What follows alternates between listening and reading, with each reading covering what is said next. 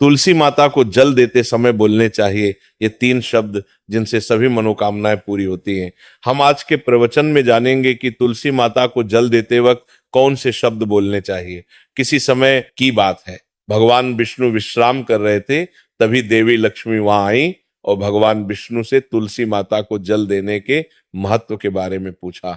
भगवान विष्णु ने उन्हें तुलसी माता को जल देने के महत्व को विस्तार से बताया। तब देवी लक्ष्मी ने कहा, हे स्वामी, आपने मुझे तुलसी माता के महत्व के बारे में बताया, लेकिन अब मैं ये जानना चाहती हूँ कि तुलसी माता को जल कैसे देना चाहिए, उनकी सेवा की सबसे श्रेष्ठ विधि क्या है और जल देते समय कौन सा मंत्र बोलना चाहिए। भगवान विष्णु ने उत्तर दिया, प्रिया देवी, जैसा कि मैंने तुम्हें तुलसी माता के महत्व के बारे में बताया, उसी प्रकार तुलसी माता को जल देते समय बोला जाने वाला मंत्र भी बहुत महत्वपूर्ण है। ये मंत्र 3 शब्दों का है, लेकिन इसका प्रभाव अत्यंत शुभ और कल्याणकारी है। जो भी रोज तुलसी माता को जल देते समय इन 3 शब्दों का उच्चारण करेगा, उसके घर में मां लक्ष्मी का वास होगा, उसकी दरिद्रता समाप्त हो जाएगी और उसे अपार धन धान्य की प्राप्ति होगी। मंत्र के महत्व को बताते हुए भगवान विष्णु ने कहा, इस मंत्र का महत्व सुनने से ही मनुष्य के सभी पाप नष्ट हो जाते, उसे हजारों वर्षों तक तुलसी माता को जल देने के पुण्य का फल मिलता है। फिर भगवान विष्णु ने देवी लक्ष्मी को एक कथा सुनाई। उन्होंने कहा, दक्षिण दिशा में यम नगरी नामक एक नगर था, जहां रमेश नामक एक ब्राह्मण रहता था। वह अत्यंत पापी और गलत कामों में लिप्त व्यक्ति था। जन्म से ब्राह्मण होते हुए भी वह धार्मिक कार्यों से दूर रहता था। न वह पूजा करता, न ध्यान, न जप और न ही किसी का सत्कार करता। वह मदिरापान और मांसाहार भी करता था और हमेशा अनैतिक कार्यों में व्यस्त रहता था। और वह ब्राह्मण दिन में खेत में काम करके पत्ते बेचकर अपनी जीविका चलाता था और रात में वेश्याओं के पास जाता था। इस प्रकार उसने अनेक वर्षों तक अपना जीवन इसी पापपूर्ण तरीके से बिताया। फिर एक दिन वह दुर्बुद्धि ब्राह्मण पत्ते इकट्ठा करने के लिए एक शिष्य की वाटिका में पहुंचा और पत्ते तोड़ने लगा। तभी एक काले सर्प ने, जो काल के रूप में वहां उपस्थित था, उसे काट लिया। उसी समय उसकी मृत्यु हो गई। उसकी मृत्यु के तुरंत बाद यमराज के दूत वहां प्रकट हुए और उसकी आत्मा को लेने के लिए आए। वे उसे यमलोक ले जाने लगे। मार्ग में वह ब्राह्मण यमदूतों के सामने रोने और विलाप करने लगा। उसने कहा, हे दूतों, मुझे कहां ले जा रहे हो? मुझे छोड़ दो, मेरे प्राण बचा लो। लेकिन यमदूत बोले, अरे पापी ब्राह्मण, तेरे दुष्कर्मों के कारण तुझे यह दंड मिला है। अब यमराज तुझे घोर नरक में डालेंगे। यमलोक पहुंचने पर चित्रगुप्त ने उस ब्राह्मण का पूरा लेखा जोखा प्रस्तुत किया। उन्होंने कहा, हे धर्मराज, इस ब्राह्मण ने अपने पूरे जीवन में केवल पाप किए हैं, इसने कभी कोई पुण्य कार्य नहीं किया। धर्मराज ने दूतों से कहा, हे दूतों, इस घोर पापी ब्राह्मण को नरक में डाल दो, इसे अपने कर्मों का फल भोगना होगा। यमदूत उसे ब्राह्मण को नरक में ले गए और उसे भयंकर अग्नि में धकेल दिया। वह कई वर्षों तक नरक की यातनाएं सहता रहा। इसके बाद उसे अगले जन्म में बैल के रूप में जन्म मिला। बैल का शरीर पाकर उसने भारी बोझ उठाने का कार्य किया। उसका मालिक उससे दिन रात काम करवाता था। जब उसकी शक्ति समाप्त होने लगी तो मालिक ने उसे एक लंगड़े आदमी को बेच दिया। वह लंगड़ा आदमी उस बैल का उपयोग अपने बोझ उठाने के लिए करता था। बैल ने 8 वर्षों तक उसकी सेवा की।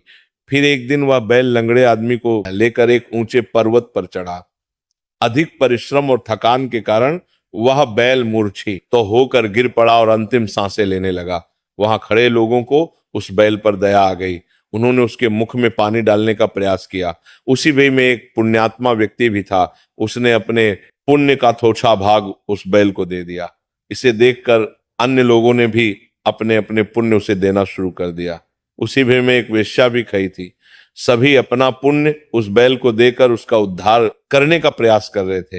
ये देखकर उस वेश्या ने भी अपना पुण्य उस बैल को दे दिया। कुछ देर बाद उस बैल की मृत्यु हो गई।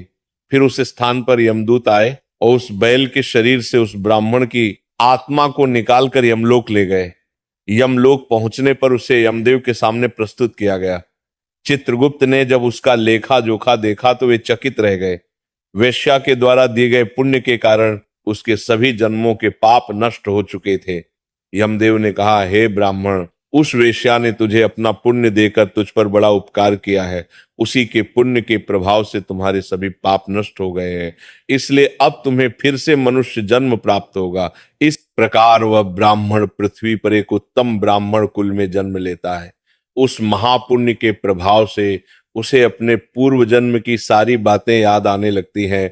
जब वह बड़ा होता है तो उसे ध्यान आता है कि पिछले जन्म में जब वह बैल था तब एक वेश्या ने उसे अपना पुण्य दिया था। उसके मन में उस वेश्या के बारे में जानने की उत्सुकता जागती है।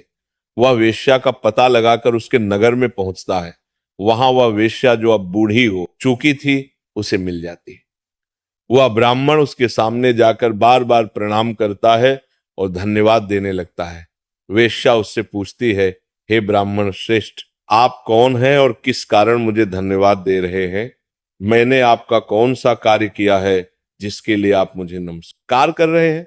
तब ब्राह्मण कहता है, हे मां, मैं वही बैल हूं जिसे तुमने अपना पुण्य देकर जीवन दान दिया था। अपने पाप कर्मों के कारण मुझे पिछले जन्म में बैल बनना पड़ा। उस पर्वत पर जब मैं अंतिम सांसें ले रहा था तब तुमने अपना पुण्य मुझे दे दिया था। उसी पुण्य के प्रभाव से ही आज मुझे फिर से मनुष्य जन्म मिला है और अपने पूर्व जन्म की सारी बातें याद है। किंतु हे मां, मैं यहाँ ये जानने आया हूं कि तुमने मुझे कौन सा पुण्य दिया था जिससे मेरे सभी पाप नष्ट हो गए। मैं उस पुण्य के बारे में जानना चाहता हूं।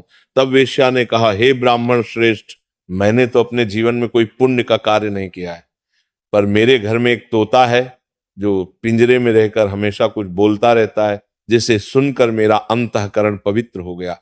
वही मंत्र मैंने आपको पुण्य स्वरूप दान किया। फिर वह वैश्य और ब्राह्मण उस तोते के पास गए और उससे पूछने लगे, हे शुक, तुम कौन सा मंत्र बोलते हो जिससे हमारे जीवन का उद्धार हुआ? ये मंत्र तुम्हें किसने सिखाया और इसका क्या अर्थ है? तब उस तोते ने अपने पूर्व जन्म का वृतांत सुनाना शुरू किया। वह बोला, हे ब्राह्मण श्रेष्ठ, पिछले जन्म में मैं एक ब्राह्मण था। मुझे अपने ज्ञान का बहुत घमंड था। मैंने कभी गुरुजनों का सम्मान नहीं किया बल्कि उनका बार बार अपमान किया। अपने अहंकार के कारण मेरा स्वभाव क्रोधी और द्वेषपूर्ण हो गया। मैं सभी को तुच्छ समझने लगा और विद्वानों का भी अपमान करता था। कालांतर में मेरी मृत्यु हो गई और मुझे यमलोक ले जाया गया।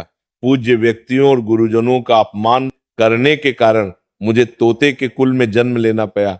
तोते के रूप में जन्म लेने के बाद छोटी अवस्था में ही मेरे माता पिता का साथ छूट गया। मैं अकेला पेड़ की डाल पर बैठकर रो रहा था। तभी कुछ मुनि उस मार्ग से जा रहे थे। उन्होंने मेरी दयनीय स्थिति देखी और मुझे अपने आश्रम ले आए। आश्रम में उन मुनियों ने मुझे एक सुंदर पिंजरे में रखा और मेरी देखभाल की। वे मुझे प्रतिदिन भोजन कराते और मुझसे स्नेह करते थे।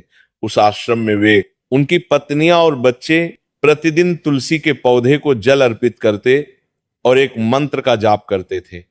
उनके मुख से बार बार मंत्र सुनकर मैंने उसे याद कर लिया। तब से मैं उसी मंत्र का जप करता हूं। इस मंत्र के प्रभाव से मेरे जीवन में सकारात्मक बदलाव आने लगे। मुझे अपने कर्मों का पश्चाताप हुआ और मेरी मृत्यु भी टल गई।